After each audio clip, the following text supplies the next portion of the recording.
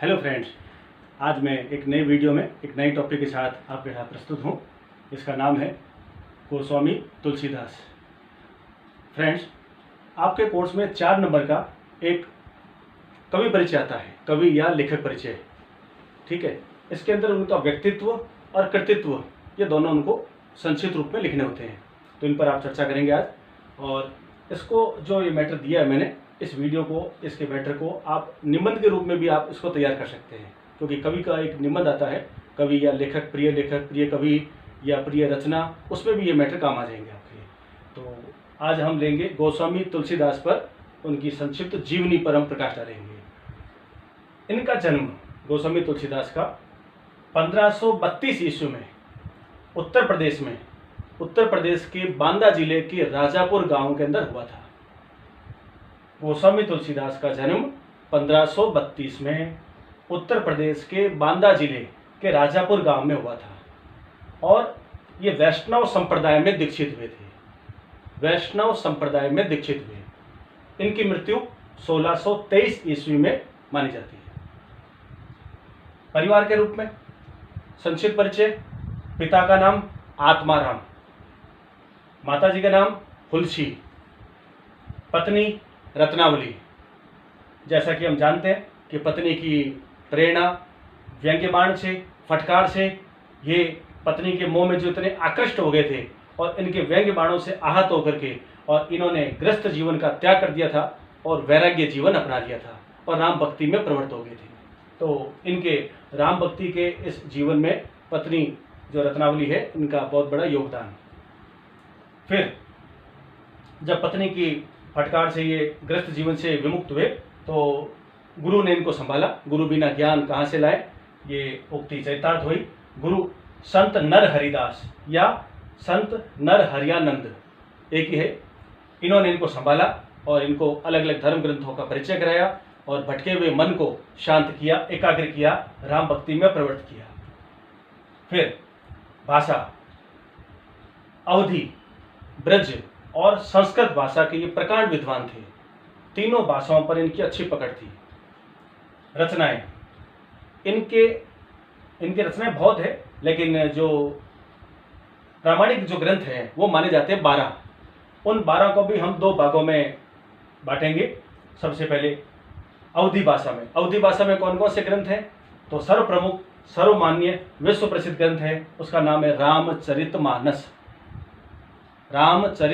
जिसमें राम की कथा का जो है एक मर्यादित अनुशासित ढंग से इनका गायन जो है लेखन किया गया है। रामलला नेहछू, जानकी मंगल, पार्वती मंगल, बरवे रामायण, रामाज्ञा प्रश्न या रामाज्ञा प्रश्नावली, वैराग्य संदीपनी, ये कुल 7 ग्रंथ हैं जो अवधी भाषा में गोस्वामी तुलसीदास जी ने लिखे थे। फिर ब्रज भाषा में कौन कौन से लिखे, तो इन पर अध्ययन करें, गौर करें। विनय पत्रिका, कवितावली, दोहावली, गीतावली, कृष्ण गीतावली, ये 5 ग्रंथ हैं। तो कुल हुए 12। ये 12 ग्रंथ इन्होंने अवधी और ब्रज भाषा में लिखे। और ये भी एक ध्यान देने वाली बात है कि प्रत्येक ग्रंथ के शुरुआत में संस्कृत के अंदर इन्होंने श्लोक लिखे हैं।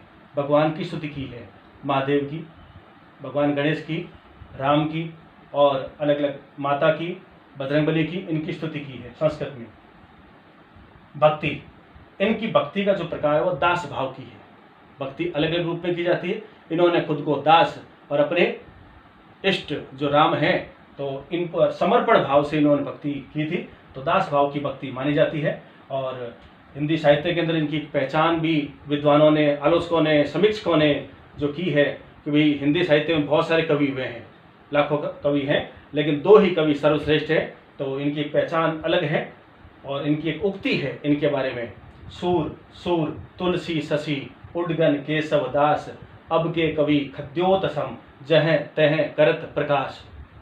यानी सूरदास जी हिंदी साहित्य में सूर्य हैं, तो गोस्वामी तुलसीदास जी चंद्रमा के समान शीतल। ये इनकी उपमा है कि ब्रह्मांड को प्रकाशित करने वाले जैसे सूर्य और चंद्रमा होते हैं, वैसे ही सूर्य और चंद्रमा हिंदी साहित्य में है सूरदास जी और तुलसीदास जी। तो ये भी आप दोहा यथासंभव उसका उल्लेख संक्षिप्त में लिख सकते हैं। जितना याद हो। अब इनकी पहचान, हिंदी साहित्य में इनकी पहचान किस रूप में है? समन्वयवादी कवि, आदर्श राम भक्त कवि के रूप में और लोक नायक के रूप में इनकी पहचान है। मानवीय मूल्यों को अपनाने की बात कहते हैं, इन पर प्रेशर देते हैं। इनका जीवन भी ऐसा है और इनके काव्य भी ऐसे हैं। आदर्श राम की तरह ही इनका जीवन भी ऐसा ही था। समन्वयवादी कवि, इसका अर्थ क्या है? तुलसी के समय में धर्म के अंदर विरोधाभास था, विरोधी संस्कृतियों का इनका मेल होने लगा था। समन्वय कराया, कैसे? हर धर्म के अंदर विरोधाभास होता ही है, तो इन्होंने कराया कृष्ण भक्ति धारा और राम भक्ति धारा, इनमें समन्वय कराया। शैव शाक्त में, वैष्णव में, इनमें समन्वय कराया। इन्होंने सभी भक्त कवियों के समक्ष ये बात रखी कि जहाँ विरोधाभास है उनके मूल में एक ही ईश्वर तत्व है, तो मेलजोल कराने वाले कवि माने जाते हैं आदर्श राम भक्त कवि रूप में और लोक नायक के रूप में। प्रेरणा, इनसे क्या प्रेरणा मिलती है? मर्यादित जीवन जीने की, एकनिष्ठ राम भक्ति करने की प्रेरणा मिलती है और परमार्थ करने की प्रेरणा मिलती है। ये उनके ग्रंथ जीवन का सार। और इनके जितने काव्य हैं, 12 काव्य, वो भारतीय समाज के लिए आदर्श पथ प्रदर्शक के रूप में है, अपनाने योग्य है, अंगीकार करने योग्य है। भक्ति धारा, भक्ति के 2 रूप होते, निर्गुण भक्ति और सगुण भक्ति। सगुण भक्ति के भी 2 धाराएं हैं, 2 भाग हैं। सगुण भक्ति में राम भक्ति धारा और कृष्ण भक्ति धारा। कृष्ण भक्ति धारा के प्रवर्तक हैं सूरदास जी और राम भक्ति धारा के प्रवर्तक कवि हैं गोस्वामी तुलसीदास जी। तो भक्ति धारा में क्या लिखेंगे? सगुण राम भक्ति धारा के प्रवर्तक कवि। अब इनके बारे में स्टेटमेंट, कथन अलग अलग विद्वानों ने खूब कहे इनकी जो है शान में।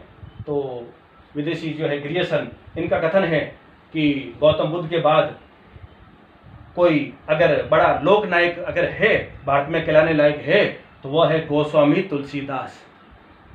आचार्य हजारी प्रसाद द्विवेदी ने भी कहा है कि बड़े प्रभावशाली कवि के रूप में, व्यक्ति के रूप में, लोक नायक के रूप में माने जाते हैं। और ग्रियर्सन ने भी इनको एक बहुत बड़ा लोक नायक कहा है।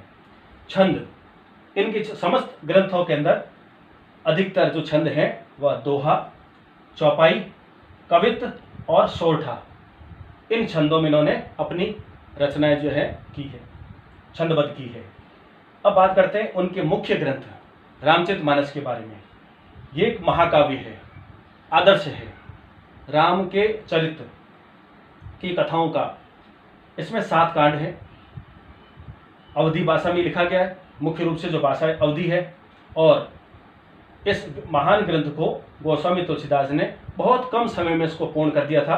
कहते हैं 2 वर्ष 7 माह और 26 दिन में इस महाकाव्य को पूर्ण कर दिया था, यानी लगभग 3 साल में ही इस ग्रंथ को पूर्ण कर दिया था।